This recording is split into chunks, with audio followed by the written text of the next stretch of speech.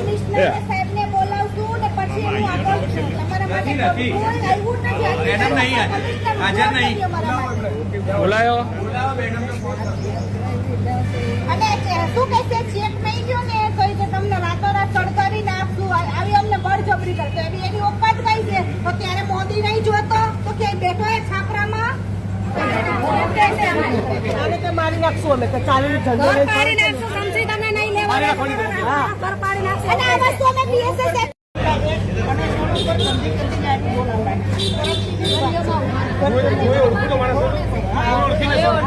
બધી બહેનો ગાળો બોલે ને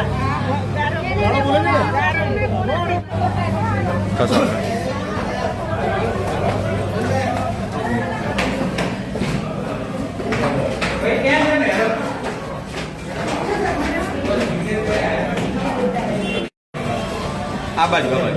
પીએસઓ કોણ છે અહીંયા તમે પીઆઈ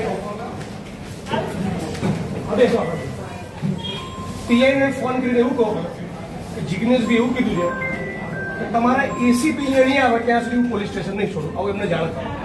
દંડ લઈને પોલીસ કમિશનરના બંગલાએ જઈશ એમના ઘરે કચેરીએ નહીં આવું જિગ્નેશભાઈ કહે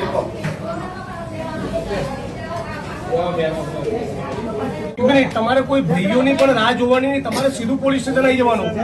અને જે ગાળ કોણ કરી તમે ફરિયાદ તમારી ત્યાંની મેટર છે ખૂન ખરાબા થઈ ગયો હોય તો મારી પાસે આવો તો હું એનું સોલ્યુશન હલ કરી શકીશ તો અમે કોઈનું ખૂન કરી પછી આવી તો થઈ શકે બીજું તો આનો કોઈ હલ નથી અમારે મારા મારી કેસ હું કઈ વાતમાં જાણતો નહોતો ને મારું નામ મારામારીના કેસમાં તમારું નામ લખાવ્યું મારામારી કરે તરત પોલીસે ફરિયાદ લઈ લીધી અહીંયા બધા તમને મળવા માંગે છે હા આ 78 વર્ષના કાકા બિલ્ડરના લોકો ઉપર હુમલો કર્યો તમે આમની સામે ઓફેન્સ દાખલ કર્યો જાઓ ઉભા હા હા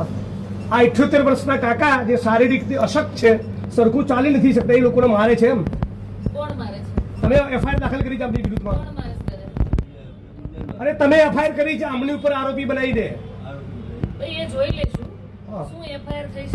બીજું આ બિલ્ડરોના માણસો બધાને અશ્લીલ ગાળો બોલી દે છે બધી બહેનોને તમને અગાઉ ફરિયાદ કરી છે લેખિતમાં પણ ફરિયાદ આપેલી છે લેખિતમાં ફરિયાદ આપેલી ફેબ્રુઆરી અત્યારે તપાસની એફઆઈઆર કરો અત્યારે અત્યારે હાલ જ એફઆઈઆર દાખલ કરો કે ગાળો બોલી છે તમને અશ્લીલ બોલી છે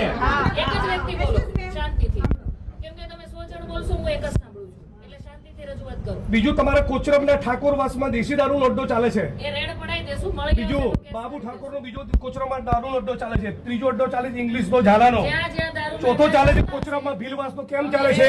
એ જવાબ પૂછવા આવે છે કેમ દારૂના અડ્ડા ચાલે છે તમે 78 વર્ષના વડીલ ઉપર ઓફેન્સ દાખલ કરો છો તો આ બધા બુટલેગર ઉપર ઓફેન્સ દાખલ કરો હે પછી ખુલ્લા બધા ચાલે છે ને ચાલે છે બધા હા પછી વિશાલ નેતાનો અડ્ડો ચાલે છે કેમ અડ્ડા ચાલે છે જવાબ આપો આજે અત્યારે બધું બંધ કરાવો કોણ છે એનો વહીવટદાર નથી આ તો એમને દારૂના અડ્ડા ચાલે છે એમને દારૂના અડ્ડા ચાલે છે લખો બધી રજૂઆત એફઆઈઆર કરો એક મિનિટ બીજી રજૂઆત કરો તમે ડિસમિસ કરવા માંગો છો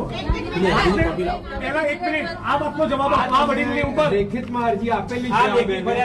લેખિત તમે આપી દો રજૂઆત એક જ જગ્યાએ એફઆઈઆર દાખલ કરો જ્યાં દારૂ વેચાતો હશે ત્યાં મળી આવશે તો કેસ કરશું બિલ્ડરને મળે ત્યાં સુધી કોઈ ફરિયાદ થઈ નથી કાલ સવારે મને ફરિયાદ નહીં જોઈએ તમારા જ્યુરિસ્ડિક્શનમાં દારૂના અડ્ડા મને લાગે છે તમારા ડીસીપીને મારે કહેવું પડશે તમારા પોલીસ ઇન્સ્પેક્ટરને સમજાઈ નથી રહ્યું ઓફેન્સ દાખલ કરવાનું સ્ત્રીઓને અશ્લીલ ગાળો બોલવી એ ફોજદારી ગુનાનું કૃત્ય ના કહેવાય બિલ્ડરોના માણસોને બીજું ખબર પડી એટલે 78 વર્ષના કાકાને ઉપર ઓફેન્સ દાખલ કરી છે તમે જે એમનો ગુનો દાખલ કરવાની જો સૂચના ન આપી હોય અને 20 દારૂના અડ્ડાનું લિસ્ટ હું જાહેર કરવાનો છું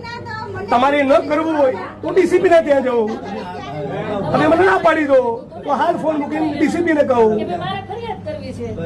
ના ના અત્યારે હાલ તમે પેલા પાલડી પીએની પાલડી પીએને તમે સૂચના આપો. 5 ફેબ્રુઆરીથી ફરિયાદ આપી છે, એફઆઈઆર કરે એમાં. હું એફઆઈઆર ની કોપી લઈને પછી જઈશ. તમે એમને આદેશ કરો, તમારાથી ન થઈ શકે તો મને પ્રેમથી ના પાડો તો સીપી ના ઘેર જવું, ઓફિસ નહીં જવું, ઘરે જઈશ. નીકળજો. અને બેન આપણને એકદમ વિનંતી અને શિસ્ત ભાષામાં કહું છું, આવતીકાલ સાંજનો સૂર્ય અસ્ત થાય ત્યાં સુધી તમારા જ્યુરિસ્ડિક્શનમાં દારૂ જુગારની એક વસ્તુ મનાવી બધાની વચ્ચે કહું છું 4 તારીખે 11 વાગે ડીસીપી જોન સાથની કચેરીએ તમારા સસ્પેન્શનની માગણી લઈ જઈશ. હું કહું એટલે કરવું જ. Take it be seriously. અને કોઈ પણ માણસ તમારો સ્ટાફ ઊંચા અવાજમાં બિલકુલ વાત ના કરે. કેમ જિગ્નેશભાઈ આવ્યા હતા, કોઈ ટણી બની ના જોઈએ. ઓકે દાદા આવી ગયા.